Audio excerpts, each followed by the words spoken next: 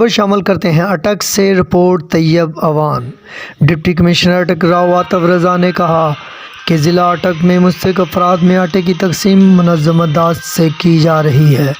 آپ نے press conference کرتے ہوئے کہا حکومت پنجاب کی ہدایات کی روشنی میں اب تک ضلع بھر میں 2 لاکھ سے زیادہ خاندانوں میں 3,36,205 کلو آٹے کے تھیلے تقسیم کر دیے گئے ہیں۔